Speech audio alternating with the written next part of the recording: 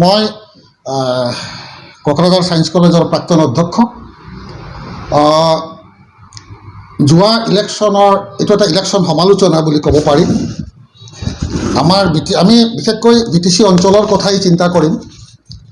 যোৱা BTC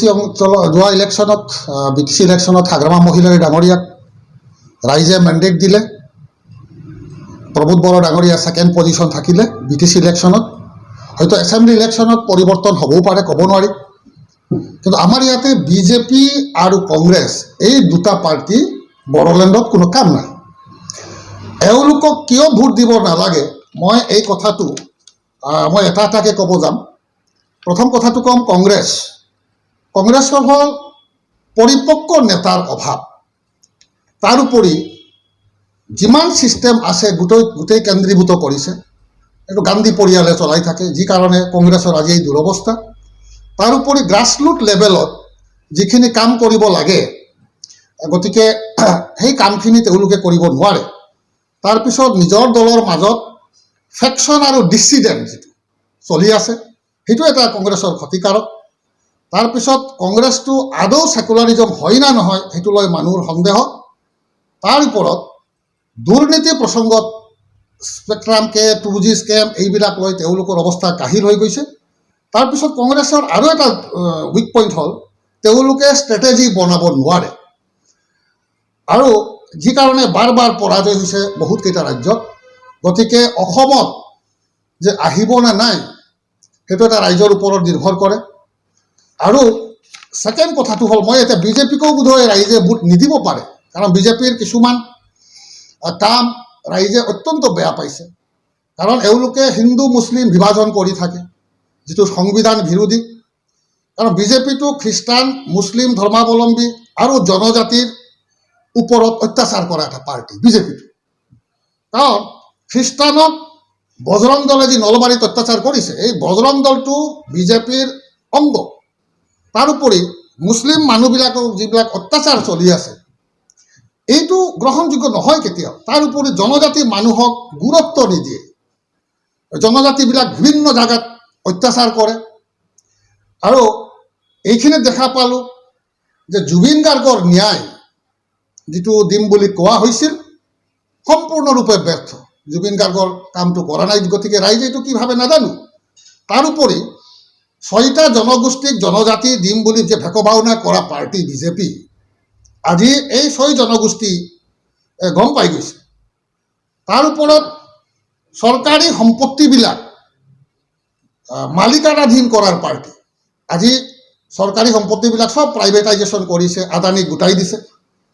তাৰ ওপৰত উচ্ছেদৰ নামত কি কৰিছে এওঁলোকে, আচল পলিচিটো ক'ত থাকিল?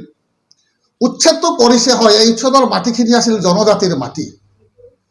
এই জনজাতিৰ মাটিখিনি ঘূৰাইতো দিয়া নাই জনজাতিক, কোনোবা ব্যৱসায়িক হয়তো BJP পাৰ্টিয়ে ঘূৰাই দিছে, যিটো আমি গম পাওঁ। আৰু বড়োলেণ্ডত যিটো ডাৰ্টি পলিটিক্স কৰিছে, আগৰবাৰ হাগ্ৰামা মহিলাৰী ডাঙৰীয়াক আজি যিজনে লিড লৈছে, তেওঁ জয়ন্ত মল্ল বৰুৱা, তেওঁ আগৰবাৰ হাগ্ৰামা ছাৰক খুব অত্যাচাৰ কৰিলে, লিলি হোটেলত বহি গৈছিল গ্ৰুপ ধৰি ধৰি। আজি আকৌ তেওঁ BTCৰ হৰ্তাকৰ্তা বিধাতা হৈ গৈছে। এই ডাৰ্টি পলিটিক্স আমাৰ বড়োলেণ্ডত কৰিব নোৱাৰে, আমাৰ ৰাইজে বুজি পায়। তাৰোপৰি মূল্যবৃদ্ধি আৰু যিটো কৰা হৈছে, মূল্যবৃদ্ধি আৰু বেকাৰ সমস্যা, এইকেইটা হ'ল মেইন ৰিজন যিটো BJPক ৰাইজে এতিয়া সমৰ্থন কৰিব লগা নাই। আৰু খেতিয়কৰ যে দুৰৱস্থা, সেইটো এটা কাৰণ। আৰু এটা হ'ল মানৱ অধিকাৰ, যিটো হয় মানৱ অধিকাৰটো খৰ্ব কৰি আছে BJP পাৰ্টিয়ে। গতিকে এই গোটেইখিনি চালি জাৰি চাই আমি ক'ব পাৰোঁ এইবাৰ BJPৰো অৱস্থা বেয়া আৰু কংগ্ৰেছৰো বেয়া। গতিকে আমি বিশেষকৈ BTC অঞ্চলত দুটা ৰাজনৈতিক দল আছে, BPF আৰু UPPL। মই ভাবোঁ এই দুটা দলকেই ভোট দিব ৰাইজে, কাৰণ BJP ইয়াতে শূন্য, চেলেঞ্জ দি ক'ব পাৰোঁ এইটো শূন্য, BJP শূন্য BTC। কিবা কাৰণে নহ'লে আগৰবাৰ এনেকুৱা প্ৰচাৰ কৰিছিল যিটো আমি চিন্তাত পৰিছিলোঁ। কাৰণ এইবাৰ প্ৰমোদ বড়ো ডাঙৰীয়াক যি অত্যাচাৰ কৰিলে, তো এইটোৰ ফলটোতো ভুগিবই লাগিব। গতিকে মই ভাবোঁ ইতিমধ্যে যদি BPF আৰু UPPL যদি ইউনিফিকেশ্যন হয়, যদি খেলে BTC অঞ্চলত এটলিষ্ট বড় জাতিৰ ৰাইজৰ স্বাৰ্থত বড় অঞ্চলৰ মানুহবিলাকৰ স্বাৰ্থত তেতিয়াহ'লে মই ভাবোঁ অসম চৰকাৰ দিল্লীৰ চৰকাৰ আমাৰ তাত অৱনমিত হ'ব কাৰণ আমাক BTC অঞ্চলত কোনেও আমাক বড়োলেণ্ডত কোনেও কৃপা কৰা নাই না কংগ্ৰেছে না BJP আমাৰ মানুহ আত্মবলিদান দিছে আমি আন্দোলন কৰিছোঁ আন্দোলন কৰিহে আমি পাইছোঁ আমাক কোনো কৃপা কৰা নাই এইবিলাক হ'ল আমি অমুক কৰিছোঁ এইবিলাক সব মিছা কথা গতিকে মই ৰাইজক অনুৰোধ কৰিম বিশেষকৈ BTC অঞ্চল অসমৰ কথাটো মই নকওঁ কাৰণ আমি যেহেতু BTC অঞ্চলৰ মানুহ গতিকে অলপমান বিবেক ভোটটো দিব লাগে আৰু মই বিশেষ নকওঁ গতিকে এই নেশ্যনেল পাৰ্টি পাৰাটো পক্ষতে ৰাজ্যৰ পৰা বহিষ্কাৰ কৰিব লাগে এইখিনি মোৰ আবেদন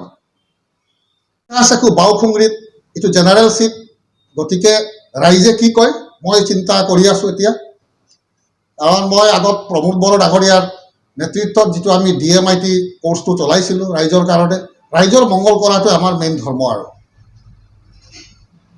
মই ইচ্ছা আছে মই খেলিবলৈ খুব ইচ্ছা আছে না এতিয়াও এইটো সিদ্ধান্ত কৰা নাই এতিয়া হাইকমাণ্ডবিলাকৰ মই লগ ধৰা নাই হাইকমাণ্ডবিলাকক লগ ধৰিম তেওঁলোকে কি কয় মইতো বিশেষকৈ বিচাৰিছোঁ যদি UPPL আৰু BPF এক হয় তেতিয়াহ'লেতো বহুত ভাল হ'ব BTCৰ স্বাৰ্থত আৰু আমাৰ BPF আৰু UPPL আশা কৰিছোঁ তেওঁলোকে অসমতো খেলিলে তেওঁলোকে চিট পাব কাৰণ BJP আৰু কংগ্ৰেছৰ প্ৰতি মানুহৰ আস্থা নোহোৱা হৈ গৈছে যি ধৰণে চলি আছে থেংক ইউ এইখিনি